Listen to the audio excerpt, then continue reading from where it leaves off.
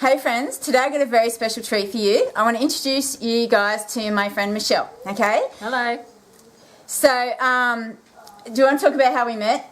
Just briefly? Yeah, so I met Lisa, I don't know, maybe just over a year ago? No, heaps longer Or than was that. it that? Maybe nearly 2 years ago now. Longer than that. Oh, was it? Yeah, I'd say it was like more like 3 or 4 even. Okay, for the first time at one of the local markets in Inango, which is about 15 minutes drive from here. And they have a monthly market and it's awesome. It's the biggest country market in southern Queensland. So I was just standing at a organic veggie stall and this random woman comes up and she starts telling me about the kinds of things that they can tend to use in organic food production. And that was a real surprise to me. What I was doing was I was drilling the guy. She was, and she was questioning him, and at the same time she's sharing information with me. So that was a good good intro to this person that I have now gotten to know pretty well. So that's how we met. Yeah, and then we kept running into each other at the organic co-op where we both get organic fruits and vegetables, for wholesale prices. Yep, that's right. So, and then we just kind of became friends from there. Yeah, yeah, we've got a common interest, a shared interest in growing food and eating healthily. Can we say that, or would we say like we're kind of health nuts? I would say I'm at the extreme end. I'm a health nut. Absolutely. Yeah, I am too. Self-confessed. Yeah. So what made you change? Like, how long have you been eating really healthy for now? So we've not long lived where we are now. About 5 years ago, before we moved to where we are now, we decided to make a change to improve our health and changing the way that we eat, because it all starts really from there. And we basically adopted a mostly plant-based vegetarian diet, mostly raw and organic as much as possible. So it came about through my own health issues with dealing with skin issues my whole life, and also really was the catalyst was my daughter, my youngest daughter Bethany, who's now 7.5, and she had suffered severe eczema from the age of 6 months. I think we should also add here that you came from a mining town, which was just, the air is just full of chemicals, hey? Well, there's a lot of airborne contaminants in the area, and that's just how it is in a mining community like that. They do keep the emissions within check, but it is still there and it's present. And there's a lot of natural mineralisation in the area too. I have to say that. But it in terms of clean air, it probably is not the cleanest of places to live.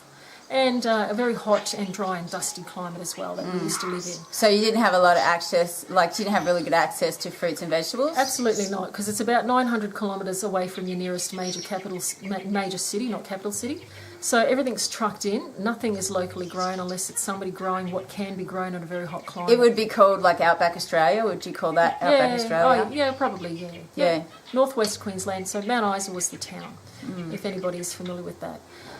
So I lived there personally for about 27 years, so I spent most of my life there, and we just really wanted to have a tree change, you could say.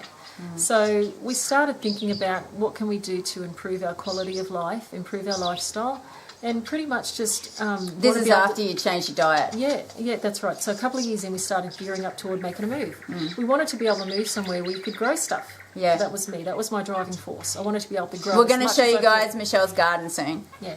So we thought, okay, well, we'd heard about Kingaroy, a good climate for growing. It actually falls into a couple of climatic zones, so you can grow a lot of tropicals and temperate. Michelle doesn't get frost here where she is on the hill. No, we're really lucky here. Yeah. So I've been able to grow almost everything that I've tried to grow, which has been fantastic.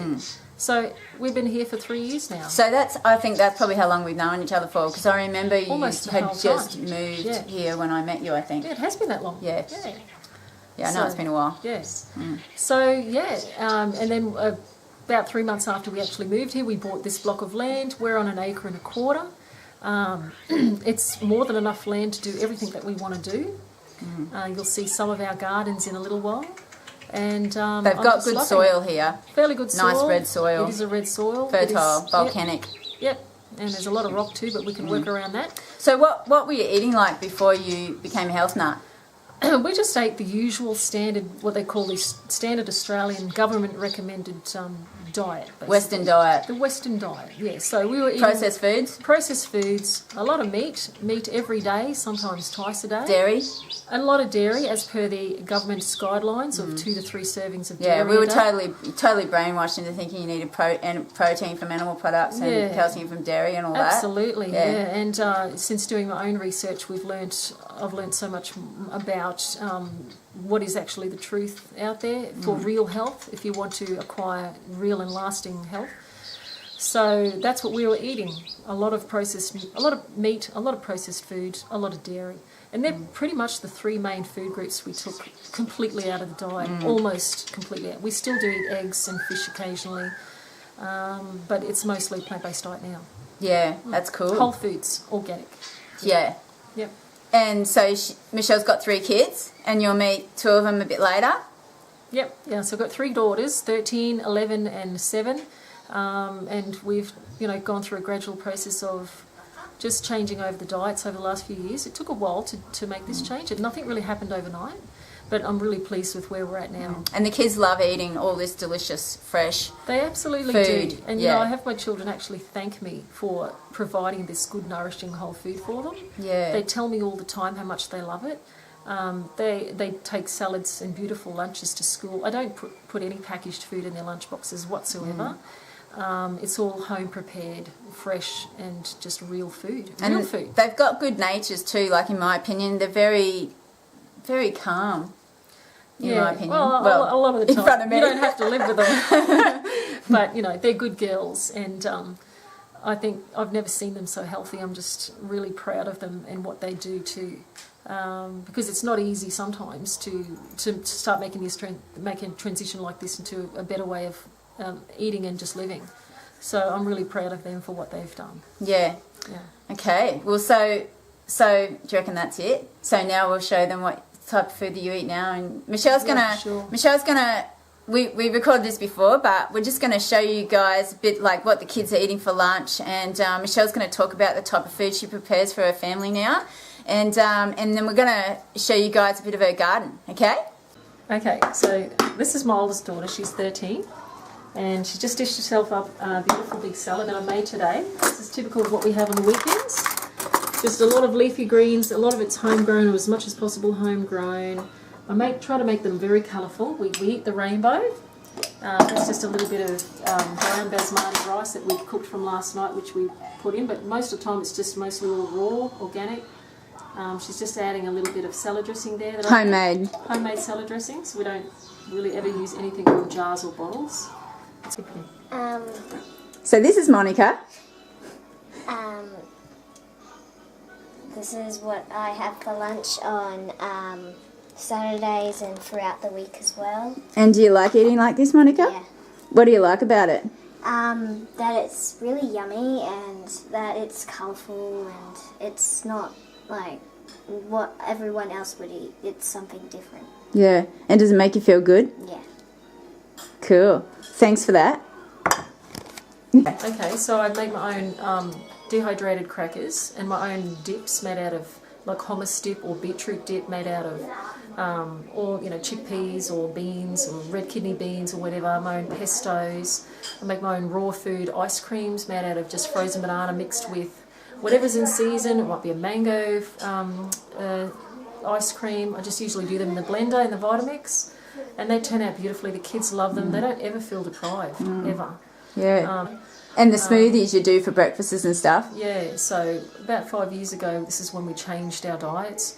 We did away with the processed cereals. I weaned that down over a number of months, and now basically every morning we have a fruit smoothie, and it contains all the fruits, whatever's in season. I tend to go with colours, like I might do a purple one, and it'll be red coloured fruits, or it'll be a blueberry one, it'll be a mixed berry bright red smoothie, or it'll be an orange one with lots of persimmon and mango or whatever in there. I go with colours so it makes it more appealing to the kids. I mean, they all taste amazing anyway. Yeah.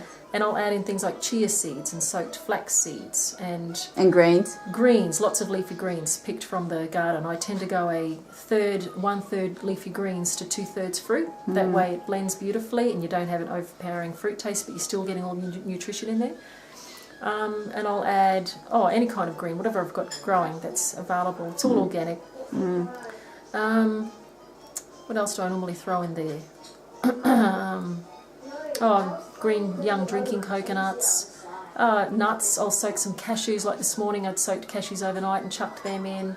Soaked almonds, I'll sprout my almonds first and then I'll add them in to give it a beautiful Texture?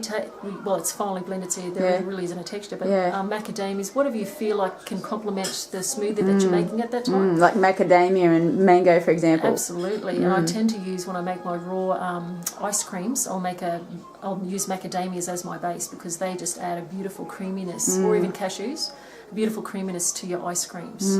Beautiful. And soaking, of course, takes out those enzyme inhibitors and all those other things that nuts are known for, blocking certain enzymes within the body. So, that's what we do. Cool. Yeah. Avocado, maybe a little bit of avo in a smoothie. I make my own homemade raw chocolate mousse using avocados as a base, just cacao and carob blended with a little bit of maple syrup for sweetener, or soaked dates. Soak them overnight so you can avoid using any sweeteners whatsoever.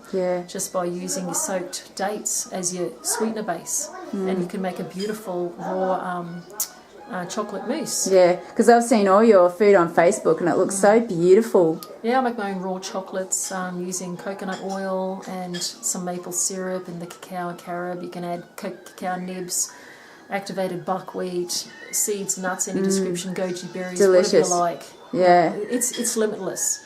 Once you start getting a few ideas and experimenting and getting some ideas off the internet, which is just what I do. I haven't really come up with any of this myself. It's all available on the internet. Yeah. You don't have to think about it. And the kids love it. The kids love it.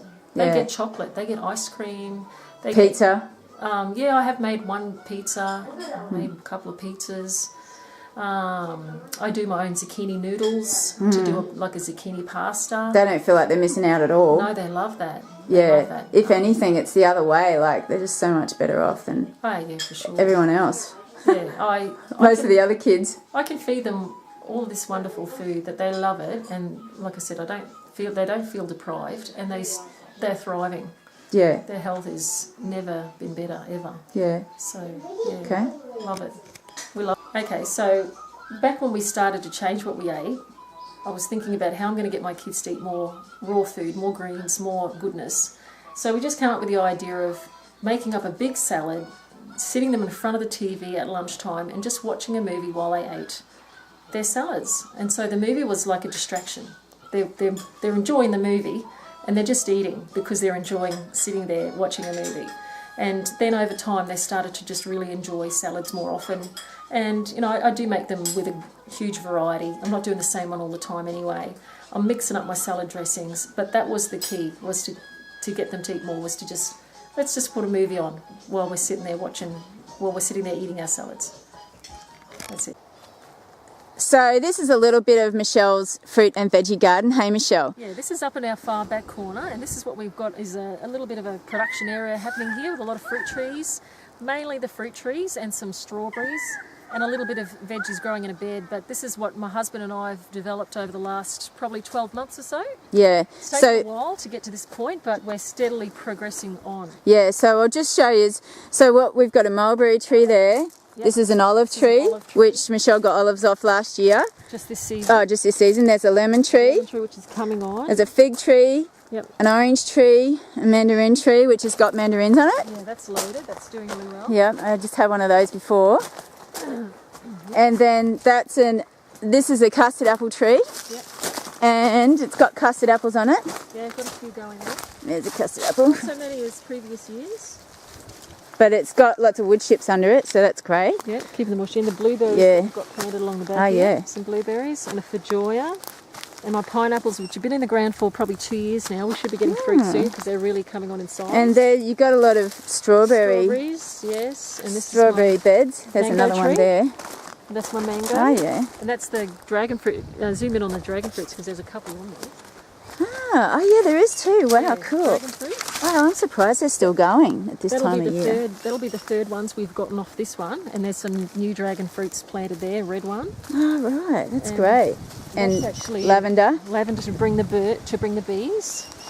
This is a dwarf avocado. Oh, right. That's so good. It's actually started sprouting up a lot more since we got rid of the tree. And so these salvias, they'll bring more bees, and the polygala will bring bees. That's an elderberry. And over there's more dragon fruit, young ones that we've planted along Yeah, the fence line right. there. And then that's a pyrethrin, isn't it? A natural pyrethrin or something, This is one it? here. Yeah. It's just, I think it's a geranium. I think it's Okay. like that's a lemon-scented geranium. That one, but Okay, that's another. all right. But that helps to bring some good in. The good Yeah, light. yeah, that's Right. right. And then, so yeah, here's another strawberry patch. It's a mandarin, an imperial mandarin. And then here's a little bit of veggie garden growing, like, is that leeks? Yeah, leeks. They always do well here. They do really And then well. silver beet or chard. Yep. And then a little bit of spinach Yep. going there. Okay, Yep, it takes just to a the little next bit spot. Yep, that's it. Yep. So that's, yeah. this is a pawpaw. That's self-seeded, this pawpaw. It's actually that's papaya, amazing. because we don't usually buy pawpaw. And there's another one there too. So these Bloody beds need a bit humongous. of work, but we're starting to get there and tidying them up. Yeah, these are some of her vegetable beds. She's got vegetable beds like me. Hey, so there's a bit of celery in there, some strawberries, but yeah, there's not much growing, too much growing in here at the moment, is there? But Not you've in got, these ones just yet. We've Yeah. got to do a bit of work on that. Yep, there's a tomato plant over there. And then she's got some more little beds here. My daughter's garden beds. Yeah, So I've got some broad bean and some lettuces, celeries, and I've got some little champion radishes growing that are sprouting up just there, and some chard, and some more of the what is that, Green Lakes lettuce up the back there. yep. And some bok choy or something like that there. This is a Chinese cabbage coming up. Ah, yeah. Of some kind. Cool. And yeah, they'll be coming on.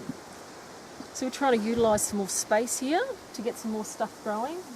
And this concrete wall helps to insulate with a bit of the warmth. Yeah, too. definitely. And that's another veggie garden bed, but there's nothing growing in here at the No, moment, eh? That's the next job for the husband, to tidy up this one. Yeah. Pull it But all out and that's, reline it. I mean, that's a really good size veggie garden, It all is. that area, hey, It to be is. growing things in. Yeah, it is. I had some squash growing there last year. Cool. And this will be coming along too when the husband has the next lot of days off. You can see Michelle's chucking all the veggie scraps in there too. Yep. Hey, Just chuck it all in and layer it up. yeah. Okay. That's it. So this is another olive tree. It's a Helena olive, and we're just trying to espalier that one across these wires. And I've never done this before, so it's fun and it's experimental, and I love it. Cool. Okay, well that's us for today, hey? We're going to go and eat our lunch now, aren't Yeah, I'm worked up an appetite now. All this talking. we? We're going to go and eat what? We're gonna Salad. eat salad Some brown rice. and some avocado. Yeah, I know. My kids have eaten all of mine. You can so- have some of mine, babe. Oh, okay, Yeah. that's great. And some sauerkraut as well. yeah, that's Actually, I brought my own lunch, so I didn't have to make her work so hard. You see, but it so happens that we're kind of eating a similar thing today. very Hey, similar. Yeah, Yeah. almost exactly. Actually, no, it's good. yeah. So, but anyway, thank you so much for spending this time with us today, and I hope you really enjoyed this video. And see you guys later. Thanks for watching. Bye.